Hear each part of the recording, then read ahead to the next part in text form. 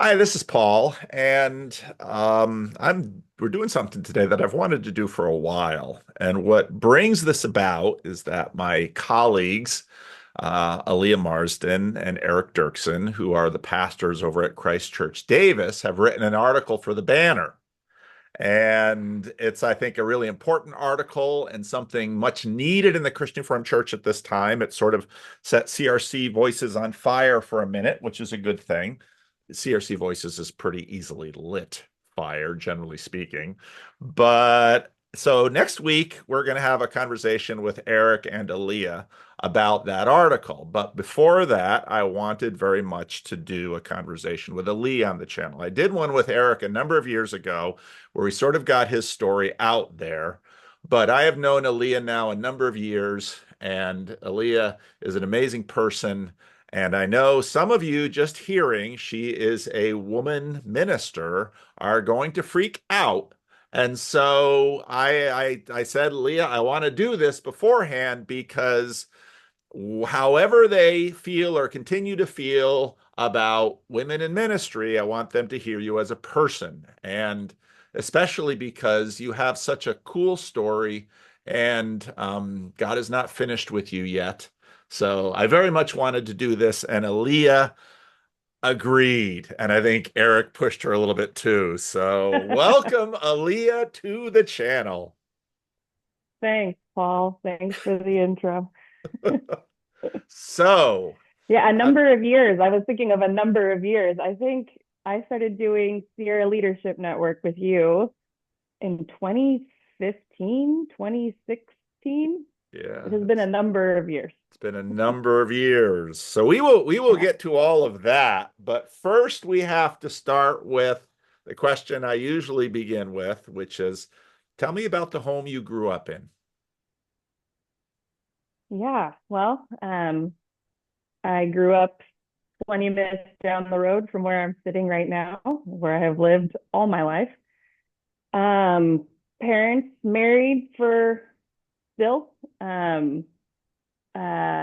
Gosh, not a believing home, but not one that was necessarily antagonistic toward belief. It was kind of a, oh, let me turn off my heater.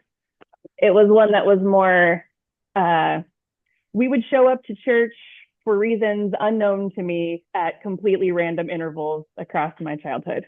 So it wasn't even like Christmas and Easter, those would be busy days at churches. So we probably would not be found on those days.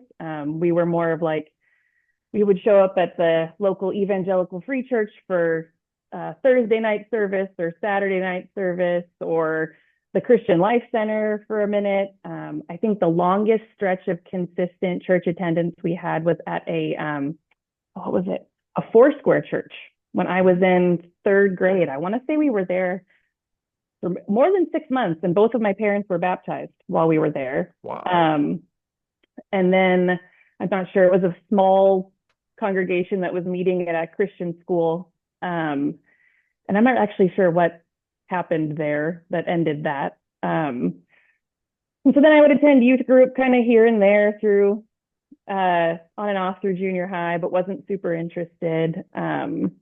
It was in high school where my faith kind of became my own when I could drive and get myself to the stuff that I wanted to go to. A friend invited me to a Bible study, and that was kind of the beginning of things for me, kind of in that faith part of my childhood. Otherwise, I'm the eldest child of I have two siblings,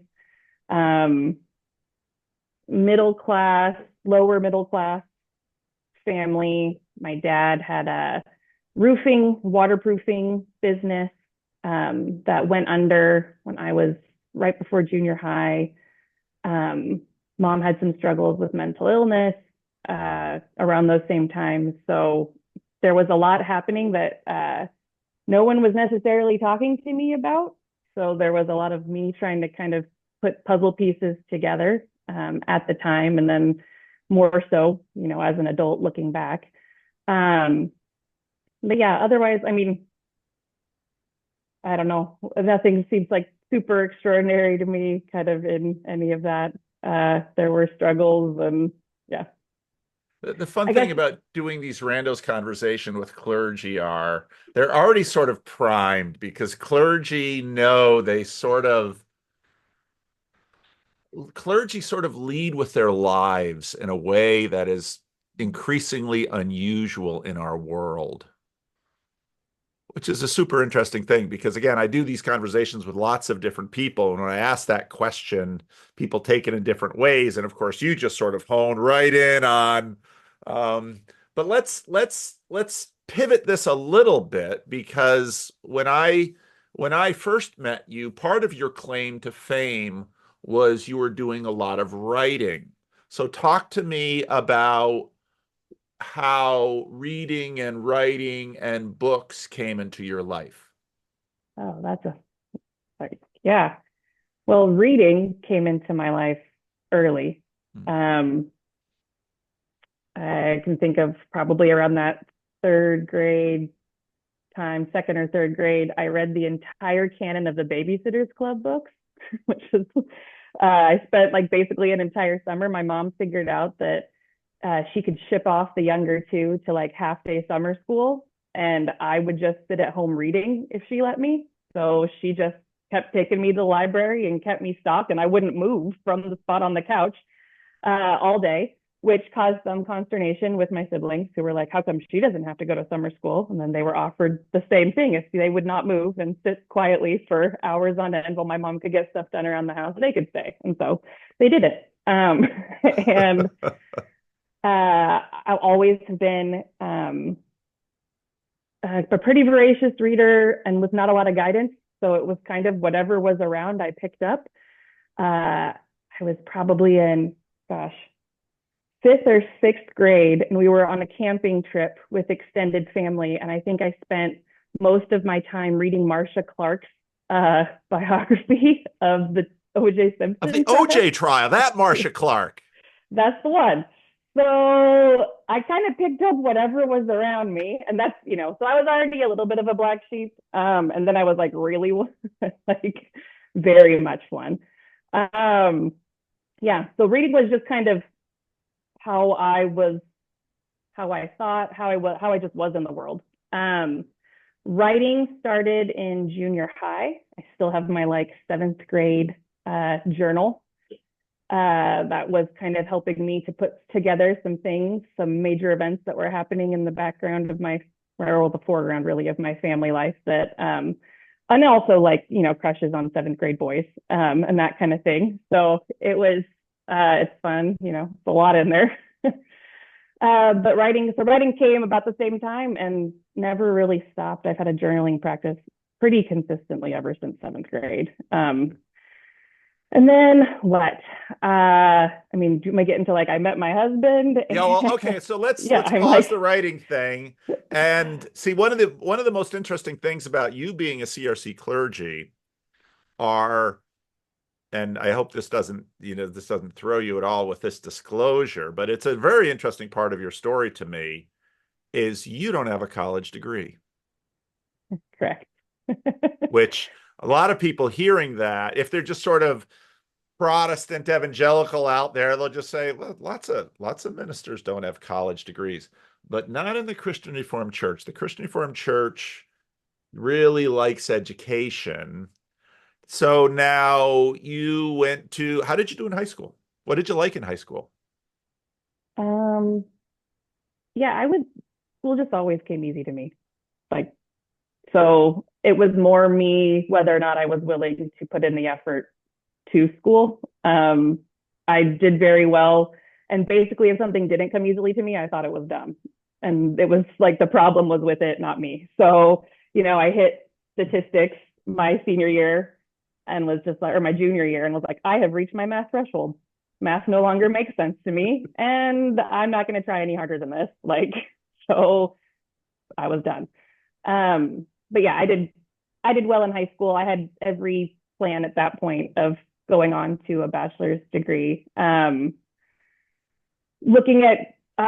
was looking at Multnomah Bible College in Portland was actually where I actually got accepted to while applied there my senior year. I really liked that they required a ton of Bible. Like you basically had a double major as a if you went to their school, you ended up a Bible major plus whatever else. And I really liked that. But yeah, that's Well, okay, so now we've got you leaving high school thinking about a Bible college. Now we have to fill out the business where you go from a nominally Christian home where your parents had a little session of Christianity and you going to youth groups to the point of an earnest Christian graduating high school thinking seriously about a Bible college. What happened there? oh man. My poor parents. They thought I joined a cult. So I had kind of lots of boyfriends, one particularly long-term relationship, pretty early in high school, trying to fill some things in my life. And when that ended, basically my whole life at that point was around this boy, and his friends were my friends, and I had kind of dropped everything else off. So when that relationship ended, I was in this space of just like, I'm not really even sure who I am anymore. I don't know who my friends are anymore. I played soccer competitively elementary school through high school. And so that was a pretty like foundational group of people for me. And a friend from a soccer team invited me to a Bible study that her youth leader had on Tuesday nights. This blessed youth leader had these girls over Tuesday nights and was with them Thursday nights for youth group. But I think it's interesting looking back, it was Bible study that drew me in before the youth group scene drew me in. And I'm not a particularly, I don't know what the right word would be here exactly, but charismatic in some sense. But I look back on those first couple Bible studies I attended, and I knew nothing, almost nothing. I had kind of a general understanding of some 90s evangelical Christian subculture, but I didn't know who any of these Bible characters were. But I can almost remember, I remember where I was on the front lawn of this woman's house at a Bible study and having this overwhelming sense that this was the most right thing I had ever done in my life. Wow. Like that this was this deep sense of who I was. And I don't know if it was the combination of reading and discussing and ideas and writing or what was in there exactly. But before I even knew really the scriptures, I knew that that's where I was supposed to be.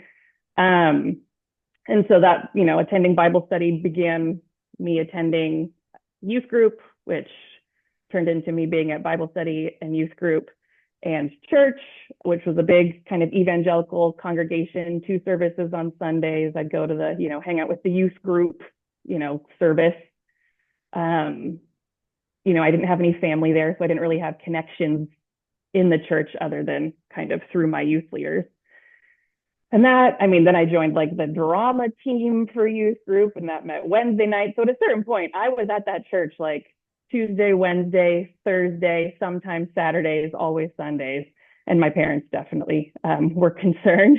I remember getting sat down for a conversation about how too much of a good thing can be not a good thing. And me just not understanding that from them at all and wanting to just evangelize them.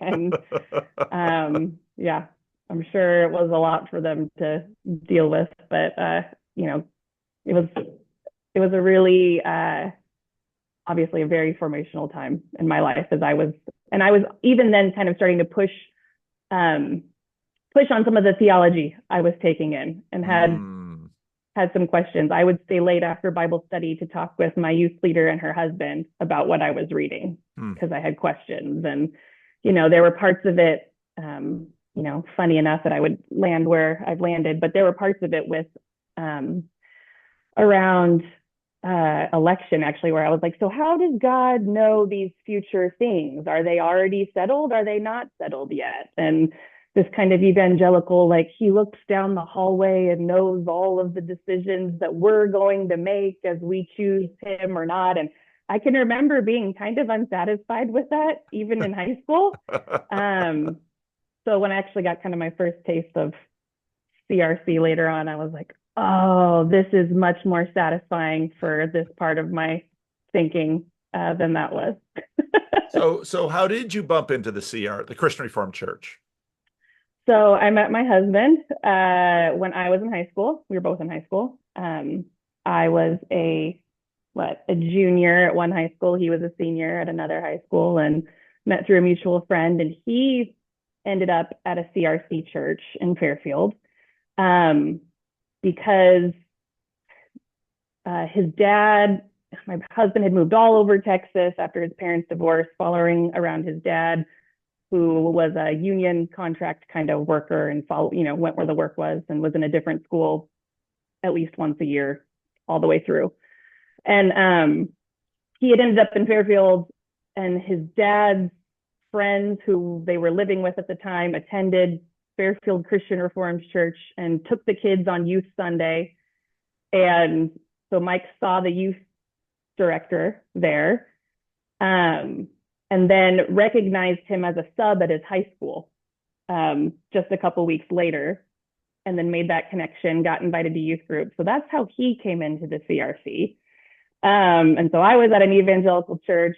Mike and I had started dating, had started getting more serious, by the end of high school. And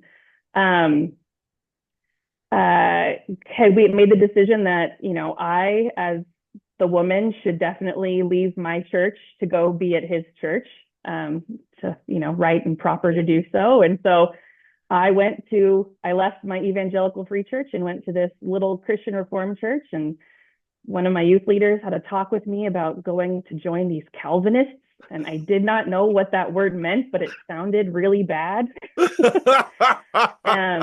Calvinists, and they don't believe in missions, which I had been on a couple of mission trips and had been, kind of interested in. And I was like, oh, they don't believe in missions. And I remember telling that to my husband and to our youth director, who were like, well, we just had missionaries come out that we support who just spoke. And I was like, well, I don't know how that works, but I've been warned.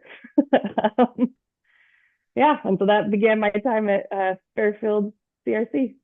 So I should mention that the Fairfield CRC was one of the first non-nucleus Christian Reformed church plants in the days of sort of the church growth movement. So the Christian Reformed Church, for most of its history, had done church planting either by churches growing to a certain size and then dividing, sometimes for ostensibly only numerical growth reasons, but usually there are other factors underneath, and so if, for example, if you go to small towns that have 2 or 3 Christian Reformed churches, they probably had a lot of Dutch immigration. They grew and they multiplied, and they did that sort of thing. Another way that Christian Reformed churches planted and grew were by starting chapels. And so that is how the church that I grew up in was started, because there was this little mission to African Americans in Paterson, New Jersey, and the CRCs in the area around had some really warm-hearted people that looked at many of these African Americans who are coming up from the Deep South, escaping Jim Crow, struggling in urban Paterson. And so they had a little gospel mission, and then they called my father there to turn that little gospel mission into a chapel. And the chapel then would someday become a church. And that was sort of the old way that the Christian Reformed Church would plant churches. They would found chapels, and chapels could sometimes stay perpetually chapels.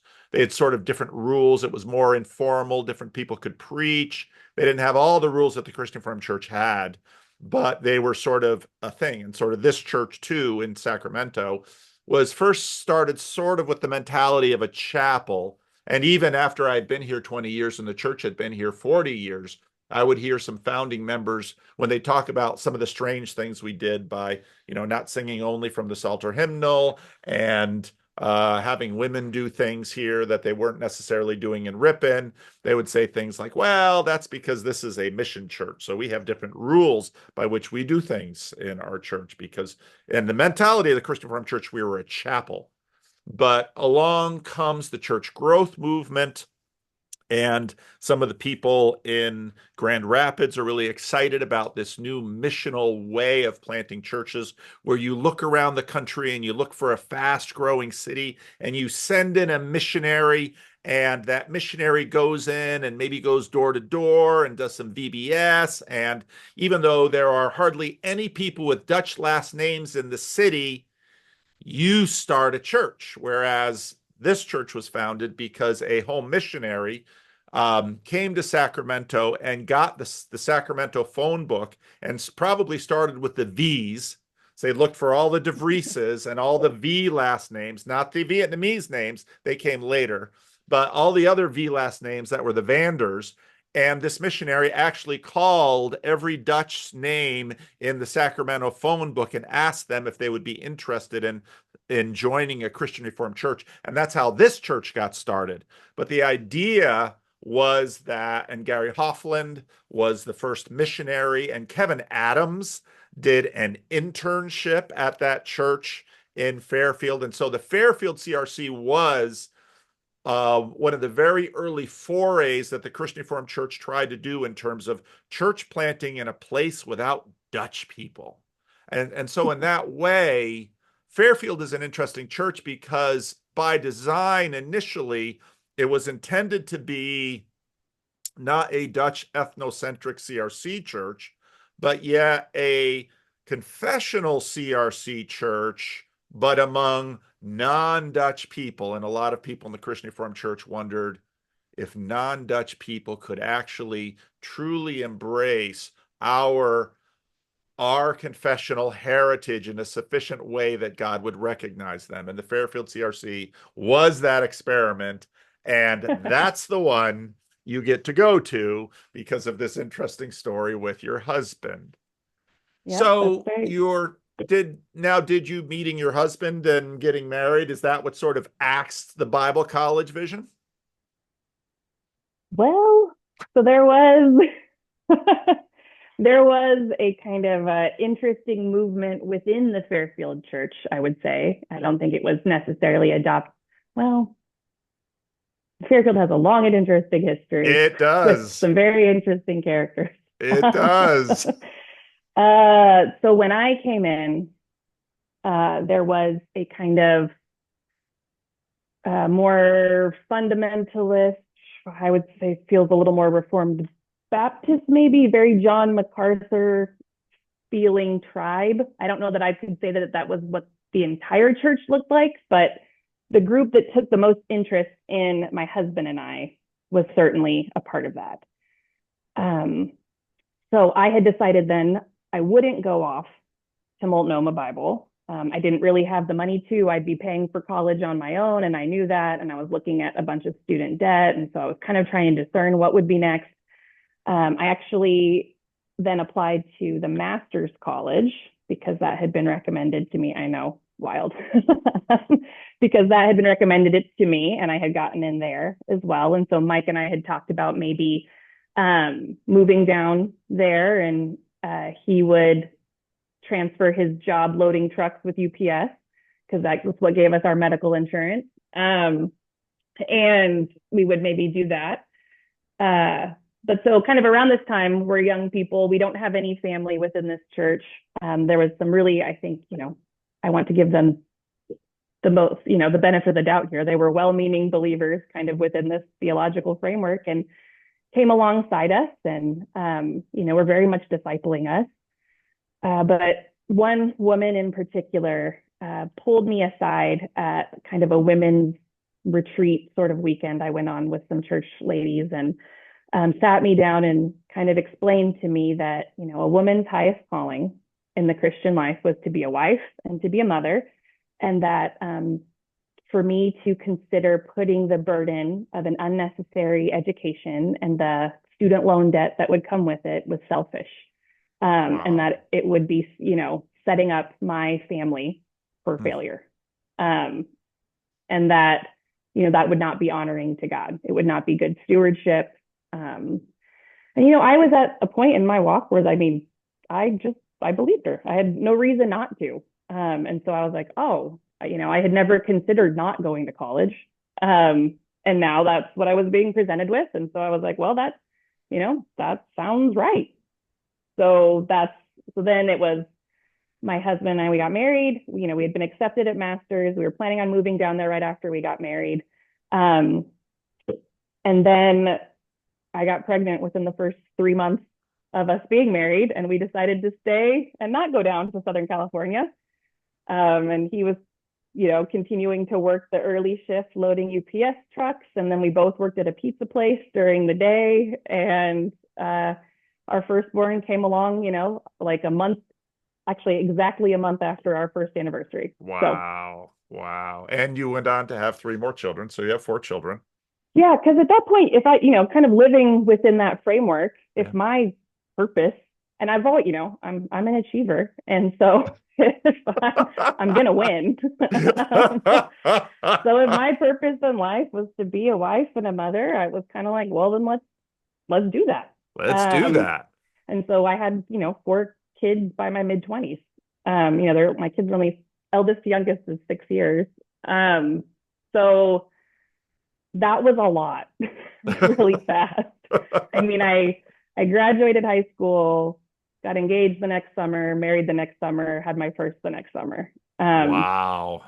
And so, yeah, any plans for kind of education had kind of gone out the window. I did a little bit of community college while I was planning my wedding because, there wasn't anything Yeah. else to do.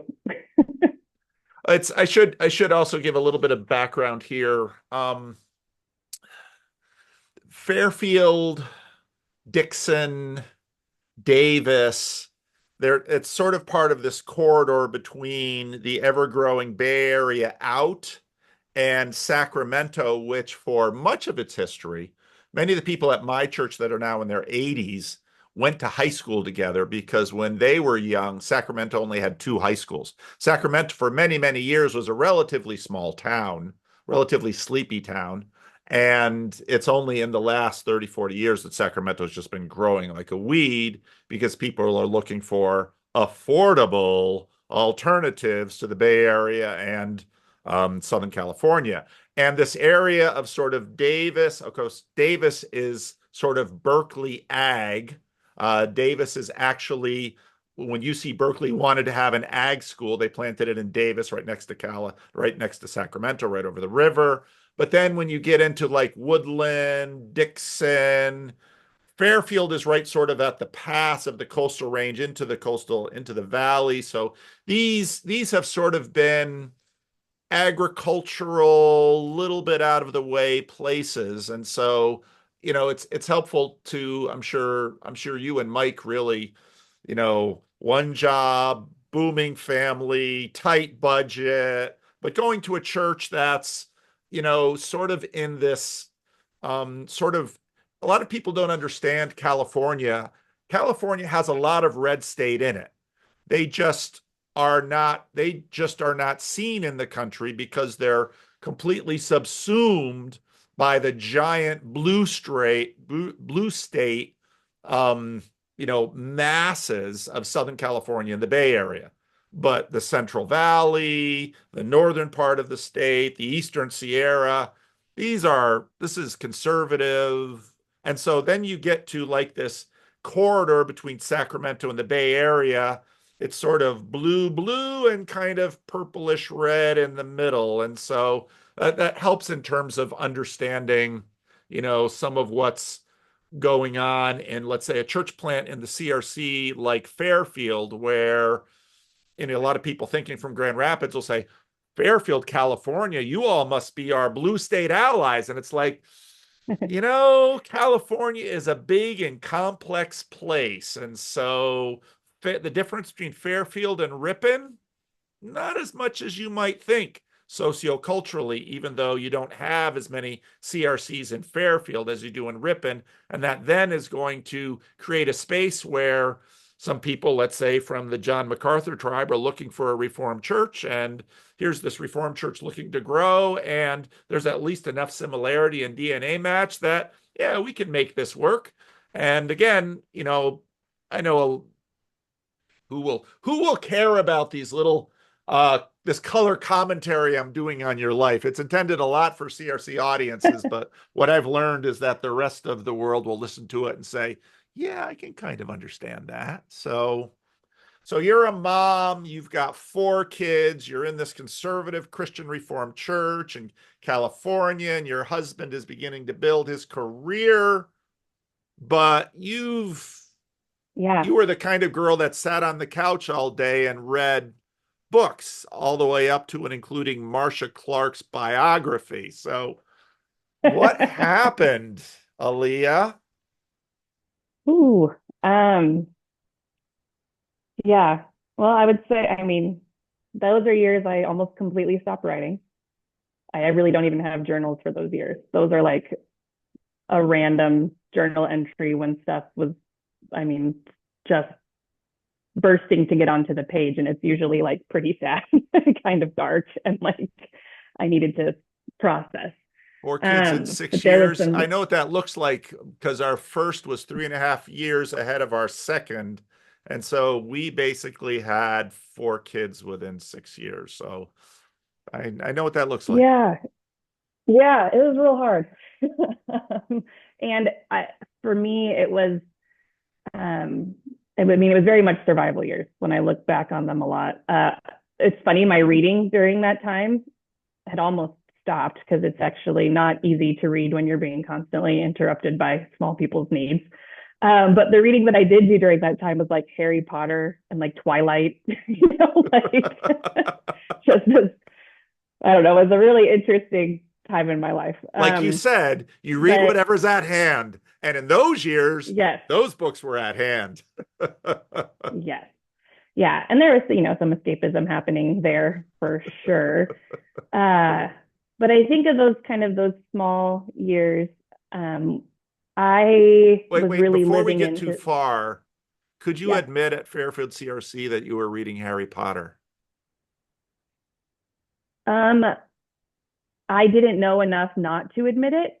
Like, I don't know what people thought of it. Like, I never felt the pressure that I couldn't, but I also was so new to some of the church stuff at that point in my life still that it wouldn't have occurred to me that there were people who thought you couldn't read that. Okay, okay. That's So, helpful. um, yeah. So, yeah, during that time, there was a growing sense in me that I did not fit the life that I was given. Hmm. And, I was really wrestling with kind of the lived out theology of the framework that I was in. So at the beginning, I didn't have any time or brain space to even think about it. So it really was survival mode. And so Mike got a job during this time. Mike gets a job with Chevron. So instead of working 2 jobs and, never having a day off from both jobs at the same time, he's got more of a corporate job, but he's working a rotating schedule with days, nights, and swings at the refinery. And so often, depending on what his work schedule is, I'm the one taking the kids to church by myself on Sundays. And it was during that stretch that I was just like, I get nothing out of this. I don't know what, I'm showing up because that's what you do. I would mostly just be like dying for us to get to the prayer after the sermon so I could just close my eyes for a couple of minutes. Have a nursery space to drop my kids off for as long as they'd be willing to stay there. I would leave the moment church ended because the idea of having to chase my kids around the church or keep an eye on them was just overwhelming. And I remember hitting a spot where I was like, I could not tell you what any of this preaching is about. Like, I could make no comment on any of it. And there was this part in me that was starting to recognize this growing kind of disconnect. And I was still reading during that time because I was determined to figure out what my problem was. And so I was reading these really conservative works on motherhood and on being a wife. And so then I was just trying to double down and serve my husband even more faithfully because, if I was struggling with discontentment, that was my fault. I wasn't working hard enough to find contentment where God had placed me. And I can remember just kind of getting to the end of my rope at one point and just being like, Lord, like, if this is the good life that you have called me to, like, why didn't you equip me better for it? I can remember crying like to God, like, you gave me the gift of a man. You made me love studying. You made me love writing. You have, this desire in me for that. And none of it makes sense for where I am. Why couldn't you have made me a better housekeeper? Why couldn't I be more organized or a better cook or like any of these things that would be really helpful to me in this life. And so there was a kind of a long period in there where there was a real struggle in that space for me to kind of figure out the things that I said I believed and the way they were lived out in my life. I felt this disconnect and I just really assumed that was my own fault. And that, life kind of, so when I got pregnant with my fourth, life just kind of stretched on out in front of me like, well, I guess this is it. This is God's best. And just keep moving. All right. It didn't stay there. No, so partway through in those little years, a friend invited me to a Bible study at her church, which is I'm non-denominational, I think, church that had a women's Bible study, doing Beth Moore Bible studies, and it had childcare. Oh. And I was like, I am there. I will be your most faithful person. But it was in that, again, Bible study. It was in that space that I kind of woke up to myself again. And I got to see a woman teaching the Bible. And that was the first time I had ever heard a woman teach the Bible, was Beth Moore at a women's Bible study, teaching women. So it was all still okay. And it just blew my mind. And there was, again, in that moment where I was like, oh, yeah, that's the thing. So that was kind of a new trajectory and new desire in there. At the same time, a woman from my church who was a deacon. So Fairfield had opened up to women deacons kind of at a certain point, not when I was first there, but later on. And she was a deacon at the church. She was involved in BSF, had invited me to do BSF, and I started doing that and really enjoyed it. Again, Bible study with childcare, like I was going to go to all of it. And she would show up at my house every Friday to pray with me and fold laundry. She was like a kind of a season ahead in life. Her kids were my youth. So Mike and I both still work with youth group at this time too. So like her eldest was one of my students. And she showed up every Friday to pray with me and to fold laundry and to just be present with me where I was in life. And it was, more than a year of this time with her. And she one day, as I was, just wrestling with where I was in life, she was the one who encouraged me, just was like, have you ever thought about writing? And I was kind of like, well, yeah, every day, but not publicly. That's so embarrassing. It's like so dumb. Like this is the age of like the mommy blog, right? And I was just like, that is so cringy and terrible. But also I want it so bad. But also I'm so terrified of any sort of spotlight like pointing toward me. But she was just like, like, you got this big old brain in there and it just seems like you need a release. So maybe that would help. And I remember feeling like, I don't even know if I know how to write a sentence anymore. Like I might not even be able to craft one. I have my life has turned into social media posts and text messages, and I don't know that I could actually write anything anymore. So I took like an entire month to compose my first blog post that was just wildly theological and kind of strange. What did you blog on then? Well, that post was on the sense of smell in the scriptures. And I just followed that trail. Oh, I don't know why. Wow. That just set things in two directions. Well, first of all, when I said, what did you blog on? Was it like Blogspot or WordPress, or were you blogging on somebody else's platform, or did you just throw this out? Now, especially given the topic, I'm really curious. Yeah. Well, no, this was just my own little thing. I was like, where can I put this up for free? Because I had $0 to be adding, we were barely making it. And it was WordPress, or it might have started at Blogspot. I think I moved at one point. But I think it was a WordPress site at the beginning too. And I just threw it up on my own thing. And I was like sick over it. when I hit publish on that first post, like I thought I was going to like throw up, like physically ill over the idea of putting words out into the world. Because it was just so vulnerable and, so fun to look back on now. Um, but so then I started like, well, maybe I'll try to put up one post a month. And so that was the goal. And it was just all of a sudden doors started opening to me that should not have been. Wait, so I somebody that should actually not have found opened. this I don't stuff. know. This must have been fairly early on in the blogging life, because of course what happens in these things is they get sort of satiated and over flooded, and then people are starting podcasts all over I'm going to start a podcast, and it's like, yeah, nobody's ever going to find the dumb thing, but somehow your little blog got found. Yeah. Well, and part of it was just social media, right? So I started kind of paying attention to who was out there and who was writing what. Actually, now that I'm thinking about it, probably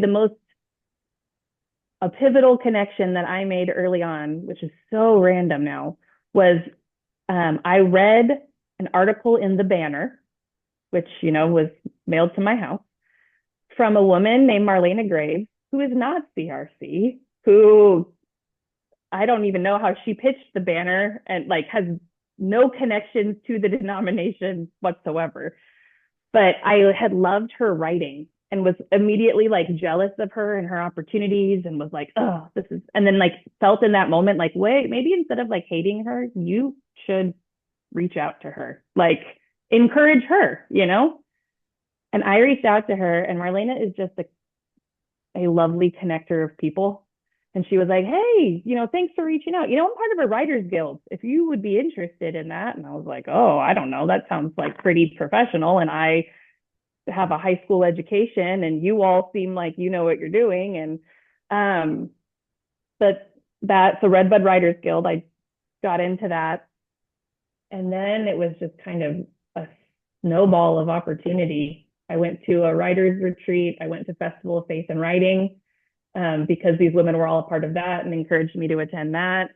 And then it was kind of the safe place to ask what I thought were really stupid questions that probably everyone knew about how to pitch articles and how to, to think through that. And then it went from blogging once a month to blogging a couple times a month, and then having some freelance opportunities find me, or pitching articles. And then it was just, it just kind of continued to pick up steam.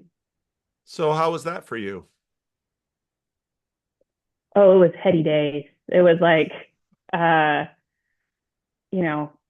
felt connected in this online space. I felt like I knew this whole new community.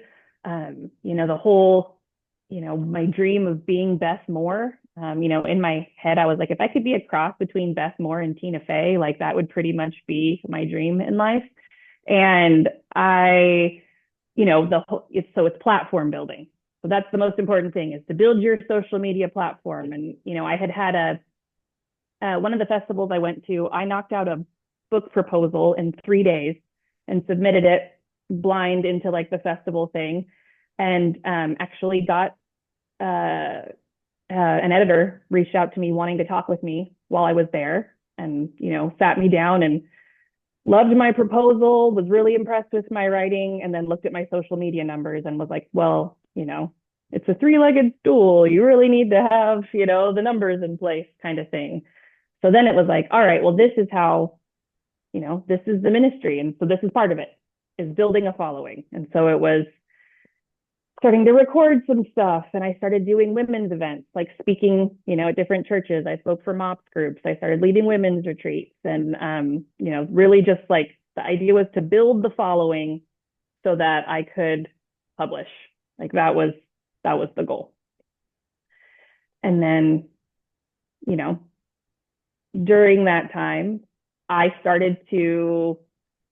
I started to be more aware of kind of the role of the local church and started to have some questions about that, the more I started to kind of think into, this kind of celebrity-driven women's ministry space. I started to kind of have some pause And and during this time, I think is when, I probably started doing Sierra Leadership Network with you. I kind of started getting more local. Um, Tish Harrison Warren put out a piece about who's in charge of the Christian women's blogosphere Yeah. that I remember reading and just thinking like, oh, she named it. Like that, am I actually building something that I want, that I believe in, that I think is a healthy thing? And around that same time, I had gone to my church council and just kind of said like, hey guys, like I have this entire ministry that has nothing to do with my church life at all. You have no idea what I'm teaching out in the world. And not that I'm looking for, some sort of like, I don't know, censorship from them, but like, I think you should have an idea of what I'm doing. I think my life out on the internet should connect with my local church life as well. And I was leading a Bible study at church during those years also. And I'm like, you all have no idea what I even do for Bible study here, with these women. Um, and so that was kind of me starting to kind of root more deeply into my local context. Yeah. Well, I remember when you first approached me about, so Sierra Leadership Network was a lay leadership program that I started with Kevin Adams, and it was designed roughly off of some other programs that some other classes had to develop what today are called commissioned pastors. Because part of what was happening in the church growth movement was we're trying to plant as many churches as we can. And there's a lot of talk in the world about whether or not a seminary education is actually helpful or harmful with respect to church growth. And there were a number of studies out there that demonstrated that actually the less educated the pastor was, the better the churches seemed to grow. Now, listening to that in 2024 sounds a lot different than listening to that in 1998. So, we're sort of past Mark Driscoll, and we're sort of past a whole bunch of train wrecks that sort of sobered up the church growth movement to the fact that just because a guy has some charisma and you put him on stage in skinny jeans and you find some really hot guitarists to go with him and the church can go from 0 to a couple of thousand in a couple of years doesn't mean it's necessarily a good idea.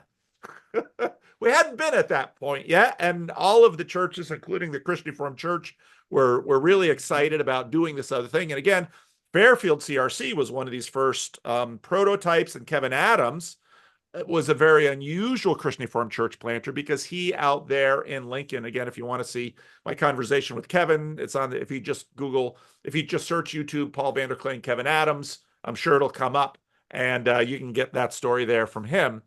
And Kevin starts planting his church in the early 90s. I come in 97. I've got a mission heart. He's got a mission heart. My mission heart's a little more urban, inner city, multiracial, because of course I had overseas experience. Kevin is sort of suburban church growth. He mowed the grass on Bill Hybel's mother's lawn. And we start this program, which is training people to be church planters in Northern California. And that went for a while big, and it sort of petered down and petered down and petered down. And it sort of got to a point where Kevin was sort of running one-off events every now and then, which were kind of like, are these Granite Springs events? Or are they Sierra leadership events? I'm never quite sure. And then I was doing more talking with the people in the program about once a month doing the theological education. And I'm sure a great portion of my YouTube audience will say, they let Paul Vanderklay do theological education? Gasp! But yes, in fact, in those heady days, we did, and I did. And I remember Aleah. From creation to whatever topic we were talking about in 2 hours or less. That's what I right. remember about Sierra Leadership with Paul. And if you have any idea, any of you who have watched any of my videos that involve almost anything besides and doesn't have another person on it, you'll get an idea about what I would do in those classes, because it just eventually jumped to YouTube and off it went. So, and I remember Aleah approaching me, and that was during these days where there was a pretty this was about the same time that the church growth movement was starting to sober up with respect to theological discipline and theological education. And there are a lot of people saying, well, in the days of these internet and church planting celebrities, we're starting to see some train wrecks. And that was also, we're beginning to get into sort of the human sexuality culture war within the church thing. So you've got some rather prominent bloggers in the evangelical world that are beginning to do things like say, well, I think it's okay if women be ministers, and I think it's okay if we include same-sex attracted and LGBT, no T's yet, LG mostly people in the church. And so in conservative evangelicalism, questions are beginning to raise. And they're like, well, who really is Beth Moore? And why should she be far more influential than 98% of ministers in brick and mortar churches around the United States? Is this necessarily a good thing? And so Aleah comes to me and she's like, I do this writing, I do this blogging, I do this stuff, but maybe I should get something of a theological education. But I've got kids at home, and your crazy little Sierra Leadership Network thing, well, it's in our denomination, and it doesn't necessarily, it sort of costs me a night every now and then, and the homework isn't too rigid. And so, what do you say, Vanderclay? Can I join? And it's like, sure. That's my usual answer to a lot of questions I get. Can I do this? Sure. And so then we start doing Sierra Leadership Network, and that's a classical program. At one of my classes, I mean, it belongs to our classis. That's the denominational mid-level judiciary regional group, and so we're talking about theology. And one of the things about Sierra Leadership Network that we're very upfront about is that this is a non-credited or credentialed program. In other words, you get out of it what you get out of it. It's like the more you pay, the more it's worth, and we're not charging you a cent. So there's that. And so Aleah's doing Sierra. So what did Sierra Leadership sort of, what did you get out of that? I guess I probably life-changing, Paul Vanderclay. You were the first. That's right. I was the first back when Freddie and Paul was new. No, I really had a chip on my shoulder during that part in my life where I was uneducated, and I felt like that was the first thing that got broadcast in any room that I went into. Like I felt like I had to call it out about myself. Like, so you had imposter syndrome in your groups. So much so, because, a lot of these women that I'm kind of in these circles with, they have doctoral degrees, or they're professors at, different places, or, and so I was like, I have a high school diploma. And I always felt like I had to like say that when I got somewhere. And I actually had a woman pull me aside once and was like, stop telling that story. Like, stop introducing yourself like that. Like let speak for yourself. Don't put your story kind of before you when you walk into a room. And so I had really struggled with that. And so when Sierra Leadership came up as an opportunity, I was looking for some sort of theological education that could kind of give me some guardrails, because I did a lot of reading always, on my own, but I was like, I wanted something a little more focused. And that seemed like a great opportunity because it was, within my denomination, it was with a pastor in my denomination that I trusted. And so it seemed like it would be, that kind of fit that space in my life where it's like, okay, well, I made my peace that I am not going to get to do like formal theological education, because to do formal theological education would mean I would have to go back and get a bachelor's degree. And at this point, I'm in my, early 30s. And you're not going to make me take statistics to go get a bachelor's degree. Like, the Lord is going to equip me and has equipped me in other ways, given me other opportunities like Sierra Leadership Network. And I was just going to, I made my peace with that part of my story. And then I was at a Sierra Leadership Network event up in Granite Springs that Kevin had put on.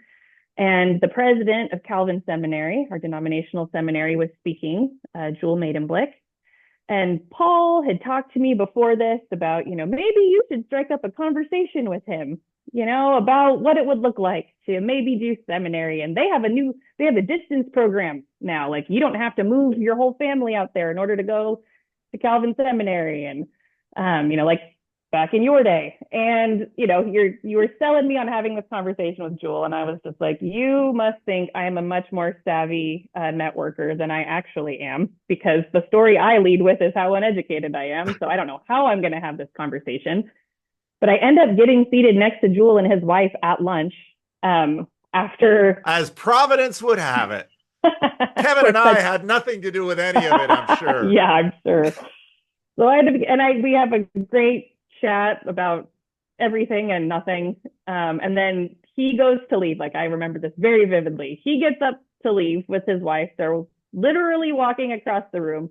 You're in the middle of a conversation with somebody else, and you make eye contact with me, and you're like, did you talk to him? And I was just like, what do you want from me? And you yell across the room, Jewel, wait. And like everyone turns and you walk over, physically lift me up from my seat, tell me to grab a business card, because I probably have them on me, march me over to Jewel and make an introduction. And, for me, I was like, well, here's my whole laundry list of reasons why I could never go to seminary. The first being, I don't have a bachelor's degree. The second being, I don't have the money to be able to do it, even if I, could get in. The third, I'm definitely not going to have the time because I have small children. So, and, we're sitting there talking with Jewel, and he's like, well, what if I could take care of a couple of those for you? He's like, and he just told me can you pray about it over the weekend? Email me next week. Either way, I would just, love to talk to you. And you made a very gracious and almost exaggerated introduction of me to Jewel about all this publishing I'd been doing and how I would benefit from. I'm offended, Aleah. I'm offended at the idea that I exaggerated. It's horrible of you to say that. I just had to make the sale. Because Sierra Leadership was kind of like, when we first started Sierra Leadership, I remember Kevin Adams giving this speech about how horrible seminaries are. And then Kevin goes on the seminary board, and then he's president of the seminary board. And then suddenly Sierra Leadership increasingly is a pipeline into Calvin Seminary. Who'd have thought? So, and of course, we both knew Jewel. We both went to seminary with Jewel. And Kevin, I think, was part of the process that got Jewel in there. I was on the whole missions board. And so I worked, I knew Jewel from that too, because he was working, all of these connections. And it's like, the truth was that you can sit down and do theological education with me all the time, but I can't give you what a actual seminary education can give you. And you clearly had a lot more aptitude. And then when I found out that actually seminary can allow for a certain very small number of students, exceptional students, the ability to get enrolled without a college degree. And of course, I have also known, so Rod Hugan, who has also been on the channel, and you can search up my conversation with Rod Hugan. Rod Hugan is the same thing to a degree. He has a business degree, and he used his business degree in an auto parts shop, but he's one of the most important church planters in the Christian Reformed Church in the last 30 years, in my opinion. And he's a total autodidact theologically, because he, like you, is a writer and a reader. And the dirty little truth about seminary is, what you read after seminary is probably more important than what you read during seminary. Because being a lifelong learner, there's a lot more life than the 3 years you spend in school. And so I was not going to let you get out of that room and not have at least had a viable opportunity to get you on some kind of path to a better education. So, yeah. And so I emailed him. I talked to my husband about it over the weekend and prayed about it. And, we were kind of like, well, how how many of these roadblocks could he take care of? Like if you can get in and it can get funded, surely we can find the time. And so, yeah, when I remember where I was when the admissions person called me, to tell me I had gotten in, and I was just floored. And between the classes support and scholarship money from the seminary, my education was paid for. And as God would have it, the timing of all of that rolled out right when my youngest child was starting full day kindergarten. And it was like, oh, well, there's that piece of it. There's some hours during the day that you can work on this. Yeah. And so I very much went into seminary with zero intention of being a minister on the other side. That was not why I was there, but decided to do the MDiv route just because I was like, this seems like it would make you a good person. Like, it seems well-rounded enough that it's not just theological, that, there's the pastoral piece isn't going to hurt. So, I'll do, and it was the biggest program I could do because it was still kind of the giant MDiv package at that time. So I was like, it was 5 years, and, I was like, oh, sure, it's paid for, let's do that. And went into seminary thinking that I was just going to add this on to my already kind of full plate, that seminary would be a side gig, would inform my writing. I was still planning on freelancing as much as I was at the time, that I could just do everything. I thought, surely I can do all things.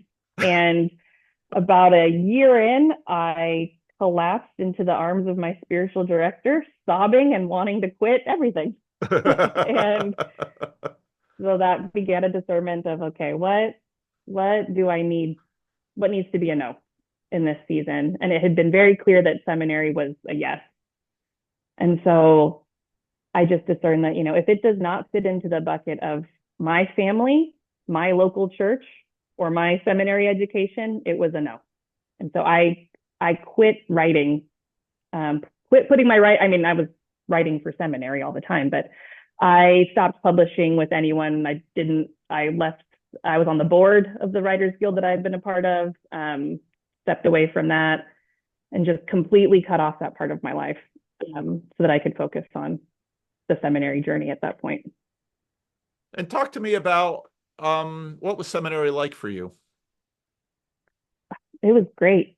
My husband would tease, I went to nerd camp twice a year. I loved it. I was real nervous at first because I had not been in a higher education environment. And so that was something I carried with me in the room, in every classroom. But I did a distance program, so it was all online and then a week on campus each semester.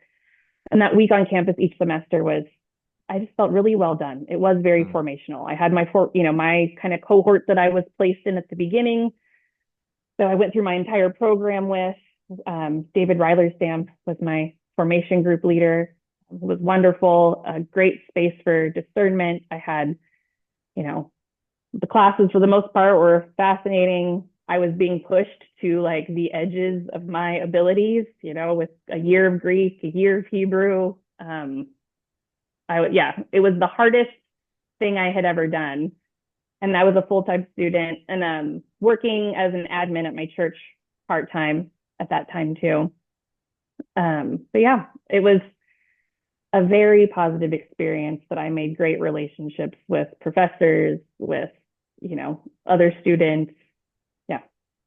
And what did you learn about the kinds of people you would one day call colleagues, and what the atmosphere of church and ministry is? Because she's doing this through some times that are going to set up the turbulent times that we're in now in the Christian Reformed Church, but all of those are brewing because these things are sort of moving under the surface in the CRC at that point before COVID.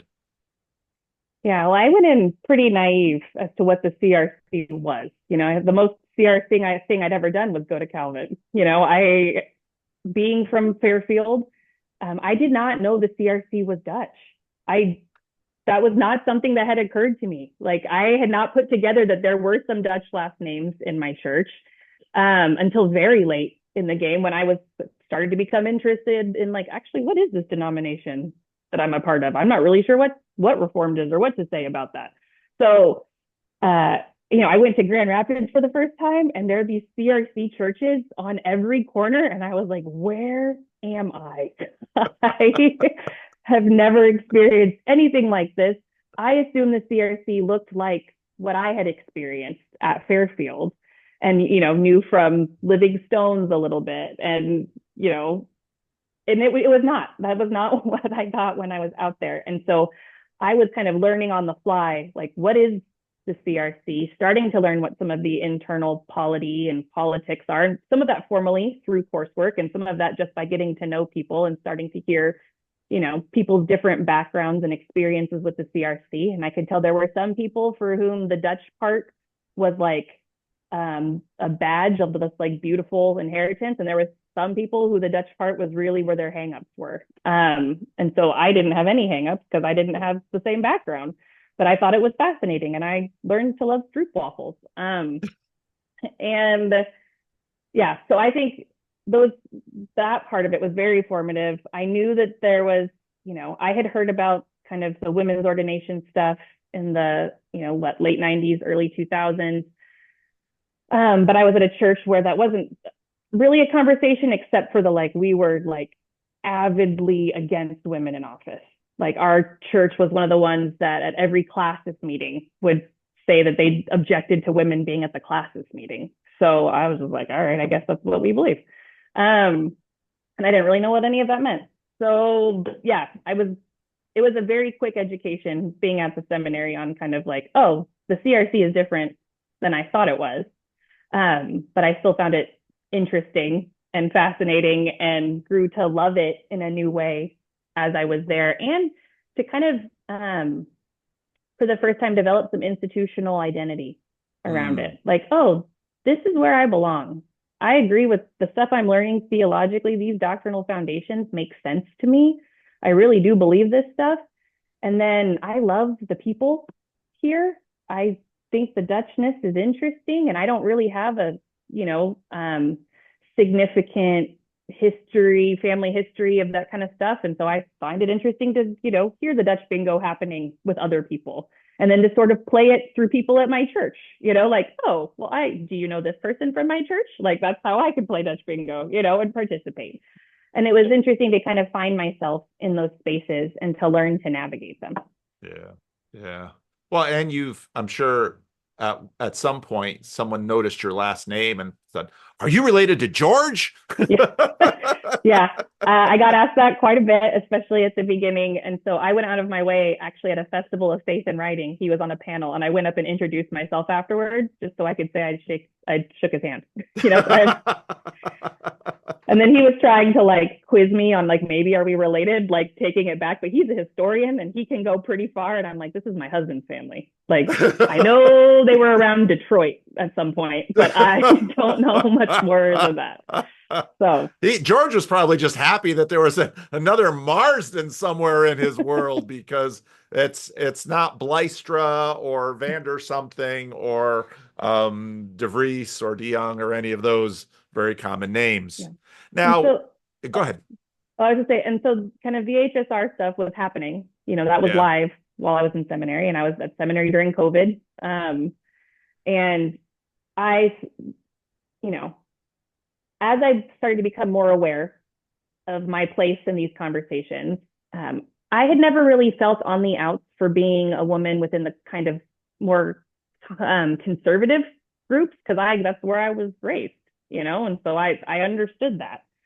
And as I was kind of entering into a discernment process, no one ever sat me down. Actually, I had, not in a single class did we talk about women's ordination.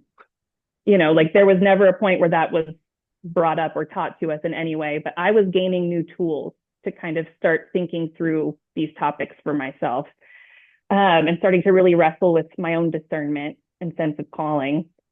But like the conservative ones, people were like, that's, where I was raised. And so that made sense to me. But I started to find that the places I felt the most on the outs were actually in some of the women's gatherings.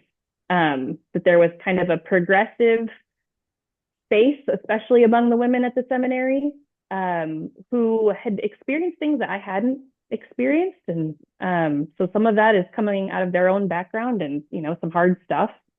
with the church and their sense of calling. And yeah, and then some that were just like, oh, I've always been at a church that's always had women in leadership, and I'm here now, and the fruit of that. Yeah. But I started to find that I had the hardest time finding like I could relate in some of those spaces Hmm. because they were a little more progressive than I was comfortable with being. But then I also didn't want to out myself as the conservative because I wasn't sure how that would go, and I already felt kind of like I was didn't totally fit in that space, even as much as I kind of loved it. So yeah, that was also kind of an undercurrent that was happening while I was there. Yeah, it's sort of unfair because people look at, well, she's obviously a woman, so therefore, again, very low resolution stereotyping, which everybody must do. So you must be in this camp. And then it's like, why are you, this whole tribe of people that are against stereotyping and you're playing this identity politics on me. Why don't you just let me be me? But it takes a while to get to know a person. Um, so then you started the program because I remember selling your package to classes because you were from one of like Fairfield, Alameda, and First Ripon, which is now a PCA church. These were the churches that every time at classes would have their disclaimer about we're here because we're a part of this, but we that do not imagine just because we are participating in this group, do not imagine that we agree with ordaining women into offices or certain offices of the church, because Fairfield actually fairly early on had women deacons. So, there's all that kind of stuff going on in the CRC, and you go to seminary still sort of in writer's mode in terms of, hey, I know how I got into this. There's this big conversation that's a very legitimate conversation saying, if what does it mean that Beth Moore is a church father in a sense for American evangelicalism? And for the most part, we have all of these people that are outside any kind of real accountability structures besides market structures. So, in other words, the thing that's really impinging on, I don't want to pick on Beth Moore, but she's probably one of the easiest examples to point to. Under what authority is Beth Moore actually submitting to? And so, but of course, Protestants and authority, certain Pentecostals get really big into authority. And it is a delightful story of mine that you went to your church council and said, you know, I'm doing a whole lot out of there that you all know nothing about, probably including what I teach here in the church. And they probably sort of looked at you and said, yeah, Aleah, but we know you and we trust you. So we're not worried because we know you and we trust you and you're one of us. But then now you go off to seminary to Grand Rapids, which is, of course, the place where, everybody gets blue pilled, especially. But the irony, of course, is that Calvin Seminary in the matrix of Christian Reform institutions is sort of center right. That transition happened in like the late 70s or like the 80s when I was there. There was a transitioning happening during the women in church office wars where a bunch of the builder generation, the old guys when I was at seminary, they were a little bit more progressive, but then a lot of the new seminary professors coming in were pretty conservative. A lot of them conservative on women in church office. So even when I went to Calvin Seminary, we knew which professors were in favor of women in office and which professors were not in favor of it, even if nobody talked about it that much. In other words, even at the seminary, to get anyone to address the topic, we as students were like, we're trying to get our professors to address the topics. I'm sure you had a similar thing going on with human sexuality when we were there. And the professors are like, look, I'm not going to blow up my relationship with my church or my colleagues over this issue right now. So, here's the Bible, here's some Greek, here's some Hebrew, here's a library, have at it. But, we are adults who have to live in a real world, and the church is going to have this fight, and we are not going to put ourselves in the middle of it for the most part. So that was the precursor to the war and the truth is, at a denominational seminary like Calvin, or at least it's true of Calvin Seminary, there's always a war going on that in many ways the seminary is kind of in the middle of. And what a lot of these denominational seminaries figure out, in order to survive, you can't really hitch your wagon to what the sides in these wars, or you're going to wind up being the target of something that someone at Senate is going to take you out. So, this is how you survive in a denomination, which is sort of in some ways always has some lower hot war going on within it. That's just part of what it means to be in a denomination. So, but you have a transition whereby you go into it saying, I'm a blogger, I'm a writer, I'm doing things in a way that's very, conservative should be. And I sold this to classes under this, even though everybody knew I was in favor of women in office. I said, look, this is one of your people, conservatives. You got to back her because, and then. Right. Because at that time, the scholarship money through classes was tied into, for those who are going to pursue ordination. And so I was Right. like, well, I can't commit to that. Right. Yeah. So, as I kind of alluded to, some wrestling around discernment and kind of where I fit, began in seminary, especially around preaching. That was kind of the first piece of it. I knew I was going to have to take a preaching course, and I wasn't sure what that was going to look like. And I had done, I had taught publicly at a lot of women's events and some, bigger sized rooms at that point too. And so I knew that I would benefit from a preaching course, whether or not I called it preaching or teaching. But I actually began probably 6 months before I took my first preaching course. I had my Mondays were my days I fasted and prayed about ministry.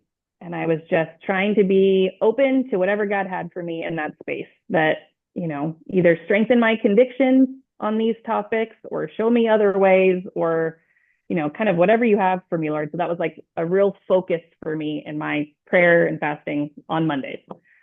And, was continuing to read, to look at kind of the different ways different people were thinking about this and how that worked out with my own kind of thinking and how that came together. And in that time, I get an email from a guy named Eric Dirksen, who I had met a couple times in passing at different church things, but really didn't know at all.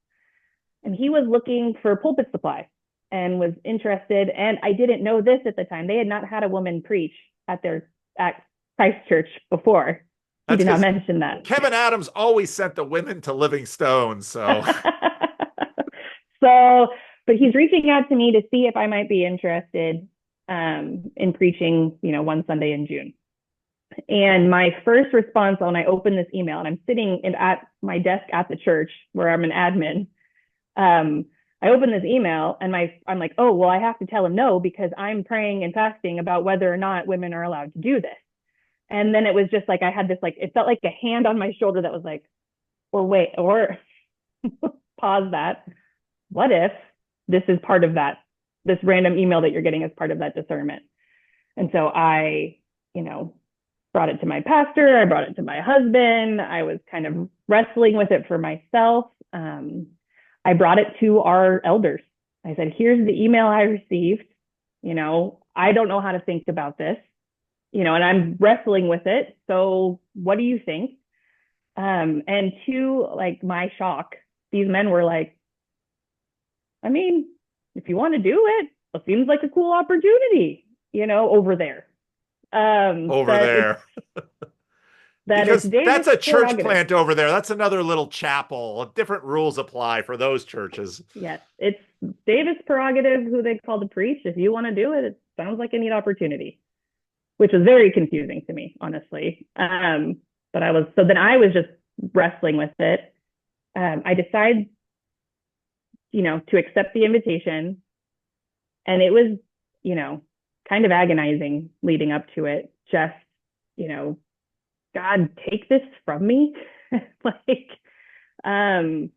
it's, Mike and I were, we were at different places at that point. And so he also felt like, his thing was like, well, take it to the elders. And then when the elders were like, do it what you want, then he was like, well, what? I think he kind of thought that they might handle that differently. And so, between he and I, it was, he's like, well, I don't want to just go because you're doing it. Like, maybe I don't believe in this. Maybe it's not right. Maybe, and so, and it's very public.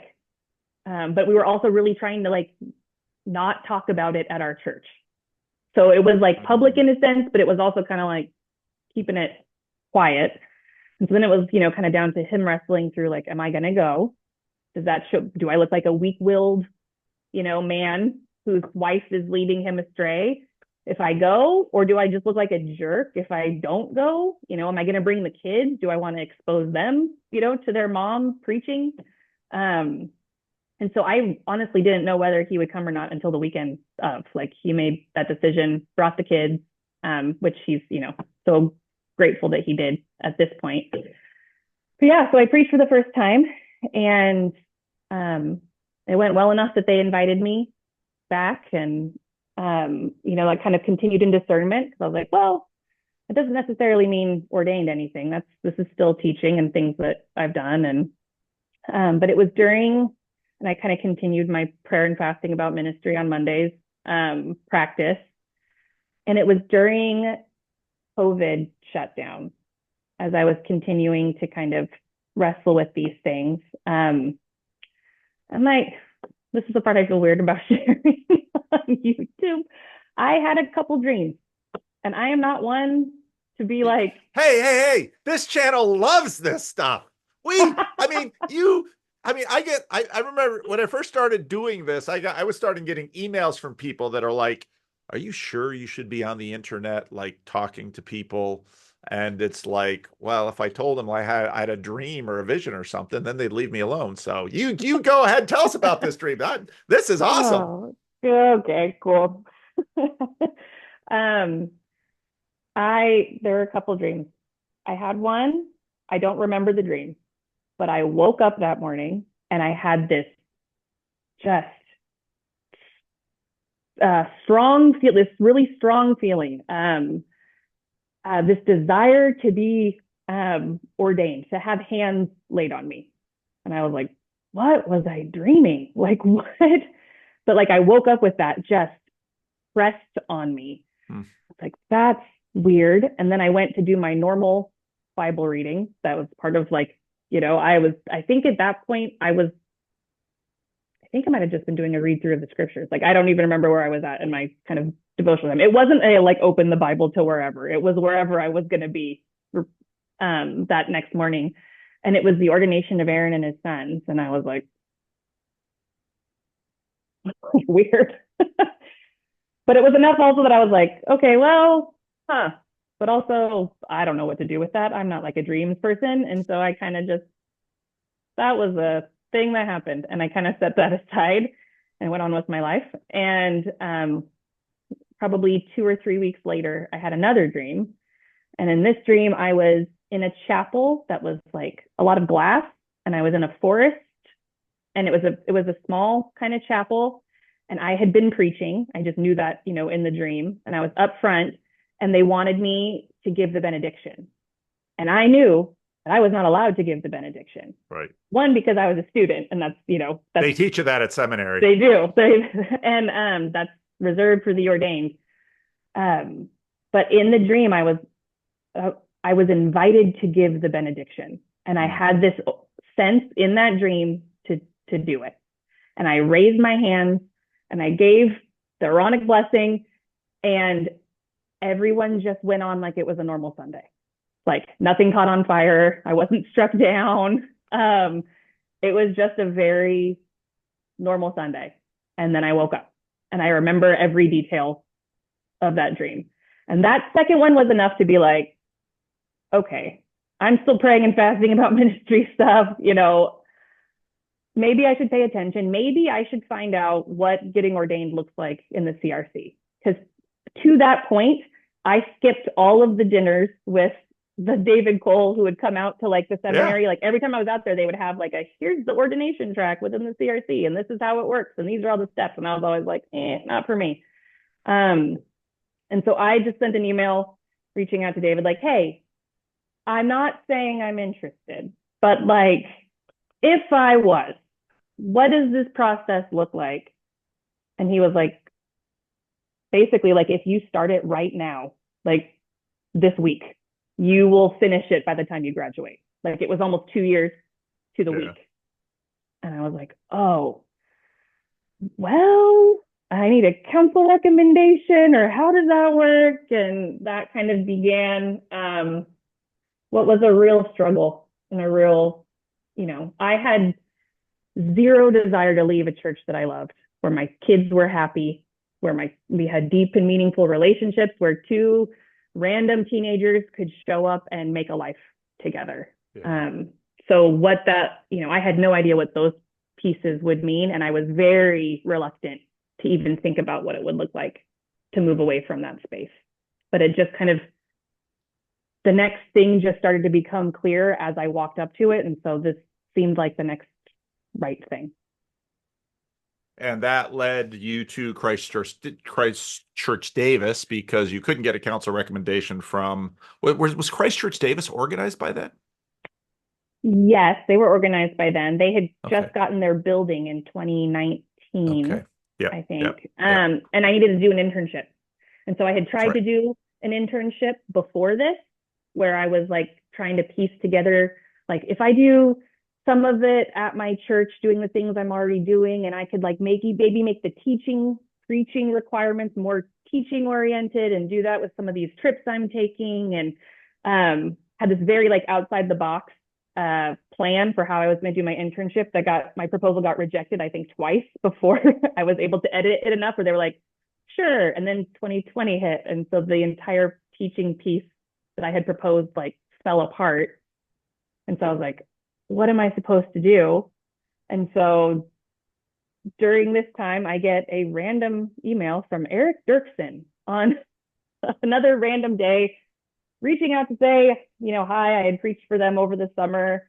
And he asked me, kind of what my plans were for after seminary. And he was like, maybe this is forward. I don't want to, if this, basically in the email said, like, if this is offensive, just ignore this email and pretend it never happened. But, do you have thoughts for what you want to do after seminary? And this was in the midst of all of this. And so it was during COVID, and I was like, I need to do an internship. Like, could I do an internship at your church? And he was like, do we have to pay you? And so they talked to their council. And so I did my ministry internship during COVID, which was a really strange time to Yeah. try to get to know people at a new church. But did my internship at Christchurch. And it's interesting because, well, now you're going into ministry, but you're also going into a very different cultural space than Fairfield. Because, part of what people in Sacramento joke about with respect to Davis is we call it things like the People's Republic of Davis, because Davis is different. I mean, if you think, I mean, there can be some very bluish areas of Sacramento. We've got the Capitol. It's a democratic government, has been forever, and that's probably not going to change. We had Arnold as governor. In my neighborhood, I'm used to living in very blue, but it's sort of kind of blue. When you get to Davis, Davis is Davis. And so now you're not only sort of coming into your calling, you're also coming into work in a very different environment than, the sort of the conservative bastion of Fairfield CRC. So how was that for you? Now you've been doing it. What year was the internship? Uh, 21, I Okay. think, spring of Okay. 21. All right. So Um, well, and I mean, conservative bastion of Fairfield. I feel like I have to kind of like, Fairfield has yeah, no, changed no. over time Yeah. also. Yeah. They've um, they've mellowed. Nick has been a liberalizing influence, I'm sure. I'm sure he will love to hear I'm that. sure he'll love to hear this. I should say that when Nick came to classes as a young candidate, fresh out of seminary, I came up to him. I said, of course, they're always nervous about their exams, and that, of course, is an opportunity for me. So I said, "Oh, look, behold the Lamb of classes." And he looks at me like, "Who is this man? You're And the why worst. is he saying things like that to me?" So Yeah, I love Nick. So I yeah, bet I was terrified at my classes exam. Yeah. And Nick was what like integral in encouraging me yeah, towards seminary, yep, yep. and that was, part of the journey also. But yeah, Davis is a different place for sure. The conversations that were happening in the church that I kind of started to become aware of were different than the ones that were happening, within Fairfield, especially around the HSR stuff that was happening. In Fairfield, no one was really talking about it because it was like, HSR yeah, means Human Sexuality oh, Report, all that CRC drama that you can find other videos of mine on. So yeah. And so that wasn't really a topic that we were really talking about because it was kind of like, I mean, yeah, that sounds right. We're all on board. But at Davis, there were people having different conversations, you know, yep, and I would say that was happening in different pockets. It wasn't across the church. Like it wasn't like, oh, this is a very blue progressive church, or that would have been, for me, would have been kind of impossible to continue on. Like if, and that was scary. It was a scary time to try to go to a new church because there was a lot of unknown in that. But I found at Davis that I had an authority there that was extended to me that I didn't have to fight for. hmm. And that was new. And people didn't, people were getting to know me, but they were getting to know me within the context of my ministry.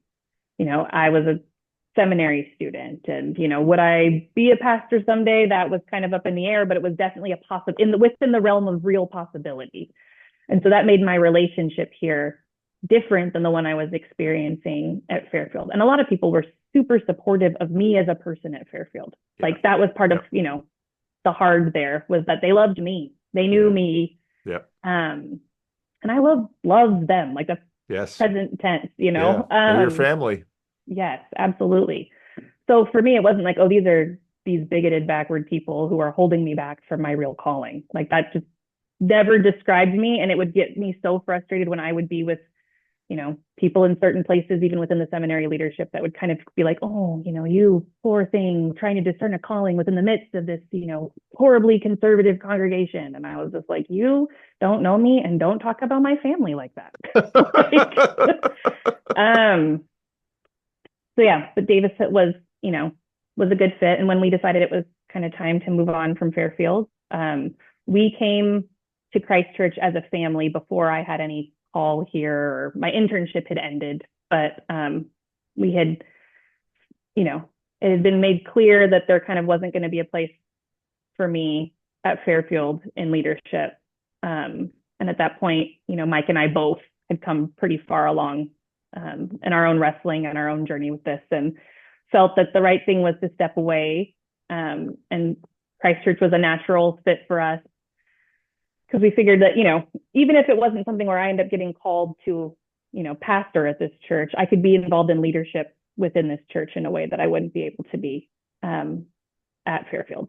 So now I'll have to give a little bit more background, because when Kevin Adams came to Sacramento and planted Granite Springs, they were using full-blown seeker methodology. And I remember when I first came in 97, on Sunday mornings, they would have their seeker service. And every now and then I would join them on Wednesday nights for their believers service. And so communion would happen on Wednesday nights. The Wednesday night was the real worship service, and Sunday was like these seeker services that were supposed to be like safe space Christian preview things. And if you actually got baptized, then you would go to the Wednesday night church, which was the real church. I mean, this was Kevin Adams before the year 2000. Think about that. And then we had River Rock with Tim Blackman, who also needs to get on the channel sometime. So Tim, if you watch this, I should send Tim a note and say, okay, Tim, you got to come on. And Tim Blackman and Chuck Dillander, they were planting River Rock in around like 1999, 2000, and they were going to be a cell model church. And so they were like multiplying these small groups, house churches, and then and that was supposed to like do all of the Christian formation in that small scale. And every now and then they would come together for a big celebration service, but that whole thing got derailed because people were joining these small groups, and they kept saying, well, when is real church going to start? When is real church going to start? So the cell church thing kind of went away, and they became a normal church. And then we had the gathering, which met in a movie theater, and we had Bridge of Life, which was over sort of on the other side of the area of the movie theater and all of that stuff. And then Dirksen comes along, and Dirksen is like, I want to plant a church in Davis, California. And the rest of us kind of look at each other and smile, because it's like, well, if you can think about a tougher place to plant in the Sacramento area, have you looked at Elk Grove? Have you looked at some of these other, Rancho Cordova? Have you looked at any of these other neighborhoods? And Dirksen's like, I want to plant a church in Davis, California. And he says, like, I know I'll have to raise extra money, but I come from Iowa and they know me there, and hopefully they can help get this whole thing off the ground. And so we say, okay. But Dirksen comes in with sort of this other sensibility where, well, we're going to be highly conscious with respect to our liturgy and our practice. And so we had sort of seeker was wave one, and then cell church, and then sort of permutations along the way. And of course, Living Stones is just too weird to actually fit in any category. And then Dirksen comes along, and he's going to start this church that it's kind of like Anglican, but it's CRC, and he's definitely CRC. And actually, eventually, Granite String starts sort of moving more and more to look a lot like what Eric is doing. And River Rocks takes on some of that DNA too. And so sitting at Little Living Stones doing, if you find my first conversation with Jonathan Peugeot asked me about what my liturgy was, because he knew I was a minister, and he asked that question. I was like, it's a mess. I don't know the box that Living Stones is in, but it's a messy box. So, but Dirksen comes in with some pretty clear and determined ideas about what church should look like, and especially in a place like Davis. And a lot of that has to do with liturgy and practice and ancient Christian practice. Now, I'd kept reading enough on sort of what was happening out there in the world to know that Dirksen wasn't, sorry, Eric, Dirksen wasn't like a lone pioneer in this, that this, in fact, was a movement going on in the church. And so, but that's also not where Fairfield was at. Fairfield was much more sort of American evangelical with some reformed flavors, let's say. So were you on board with Dirksen in terms of this approach to church, or how was that for you? Well, actually, I would say Fairfield was beginning to make some shifts. Oh, okay. Probably about the time I was in seminary, maybe just before James K. Smith's Desiring the Kingdom, You Are What You Love. I know Nick was reading those. I started reading those. We started to kind of think about formation in different ways. So there were ways where like seeds were already being planted in me to kind of like, And I think it was probably also like with reading Tish Harrison Warren and starting to wonder about, authority, and to think about the church in a different way, that had kind of begun to change my thinking. So, I was a part of, I remember being part of the staff meeting when we were talking about like, what if we just did weekly communion? Like, would people freak out? Like, and how would one make that kind of, and I wasn't on council. So these are all, non-authoritative conversations that are happening. But, we did weekly communion for a season in the spring as we were doing kind of another teaching series. And, and the council was like, well, what if we just didn't stop? Will people say anything? And so it was kind of like, what are these ways that, and actually a woman who is since passed on to be with Jesus, who is just a saint in my life and in my heart still, Arlene, older single woman came to me one Sunday as we were getting communion stuff prepped in the kitchen, and she was like, "What are we, Catholic now?" Like, which is just a precious memory to me now. And Dirksen would say, "Why, in fact, we are." We will talk more about that. But yeah, so coming to Christ Church for me, what actually was really interesting was I was seeing things that we were kind of beginning to implement from the outside that were part of the very core of the church. And that translated differently. And I was seeing the ways that it was like we weren't just trying to add something on to the outside, but this is something that's within the very heart of this congregation, and it's producing fruit. And so I think I went in with eyes that were able to see it, but started to recognize the ways it was coming across even differently from what we were doing. But I was able to see it because I'd already been thinking about it. So for me, it wasn't like this huge like shift. The liturgical calendar was kind of new to me. We had kind of, we did Advent, like we talked about like it a little bit at Fairfield, but then it was understanding more the formational pieces of it and how it was built in here. And that all was very compelling to me. It made sense. It gave me something to hook the Christian year onto and unhook it from kind of the cultural calendar. And yeah, so I found it very compelling. So for me, it was kind of like seeds had already been planted. I get to Christ Church and I was like, oh yeah, this is like, I remember telling Eric and Shelley at, a dinner Mike and I had with them kind of when we were just talking about what could it, dreaming about what it could look like for me to have a kind of position there. And I was like, if I could plant a church, this is the church I would hope to plant. So thanks for doing that. Saves me a little bit of effort. So, and I'm just going to pull that there because when you and me and Eric get together, we're going to very much go in this vein and talk about the Christian Reformed Church and this piece that you two wrote for the banner. And it was very interesting because this came across to me via CRC Voices, and it was like, oh. And I saw Eric's name on it, and I thought, yeah, that doesn't surprise me. And I saw your name on it too, and I thought, oh, this is getting very interesting. So we'll leave that there paused for now until we bring Eric into the conversation. But I know you have a deadline coming up in terms of when you have to go and do other things. So let me ask you this last question of what's in store in the future for Aleah Marsden? Good question. I also am curious as to what that looks like. I had done well, let me phrase it. What would you like to do? What are some of your goals or aspirations that you would like to do? Yeah, I feel like a lot of that has been kind of blown open on me. I love being a minister. I love my job. I love the church. Like this is, me and my element very much. I love what I get to do.